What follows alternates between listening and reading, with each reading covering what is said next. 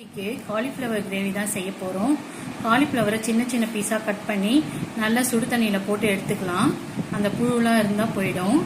அதுக்கப்புறம் இதுக்கு தேவையான மசாலா பார்த்துடலாம். 4 ஸ்பூன், அரை ஸ்பூன் கரம் மசாலா மாவு, தேவையான அளவு உப்பு, 1 ஸ்பூன் மிளகாத்தூள், 2 ஸ்பூன் கார்ன்ஃப்ளவர் மாவு. இது எல்லாத்தையும் கலந்து அந்த காலிஃப்ளவரோட இது எல்லாத்தையும் கலந்துக்கலாம். இதை எண்ணெயில் போட்டு பொரிச்சு எடுத்துக்கலாம். நல்லா ஃப்ரை பண்ணிக்கலாம். வச்சுட்டு ஒரு அரை ஸ்பூன் சோம்பு, ஒரு 4 கிராம்பு, ஒரு பட்டை, மிளகாத்தூள் 1 ஸ்பூனு, அரை ஸ்பூன் கரம் மசாலா போட்டுட்டு லைட்டாக எண்ணெய் ஊற்றிட்டு வதக்கிடலாம். ஒரு 15 சின்ன வெங்காயம், கொஞ்சம் பூண்டு, ஒரே ஒரு தக்காளி. நம்ம சின்ன வெங்காயம் சேர்க்கறதுனால இந்த குழம்பு ரொம்ப டேஸ்ட்டாக இருக்கும். இது எல்லாத்தையும் நம்ம மிக்சியில் போட்டு பச்சையாகவே அரைச்சிட்டு வந்துடும். இஞ்சி, பூண்டு, தக்காளி, சின்ன வெங்காயம் எல்லாத்தையும் போட்டு நம்ம ஃப்ரை பண்ணிக்கலாம்.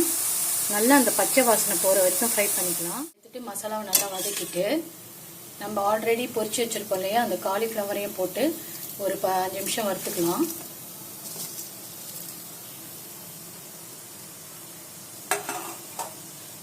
பச்சை வாசனைலாம் போயிடுச்சு. அதுக்கப்புறம் இந்த காலிஃப்ளவர் மூழ்கிற அளவுக்கு நம்ம தண்ணி ஊற்றிக்கலாம். இது சப்பாத்தி கிரேவின்றதுனால கிரேவி ரொம்ப தேவைப்படாது.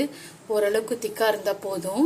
அவ்வளோதான். நல்லா கலக்கிட்டு ஒரே ஒரு விசில் எடுத்து வச்சு எடுத்துடலாம். இது கூட நம்ம கோதுமை மாவு சேர்த்துடலாம்.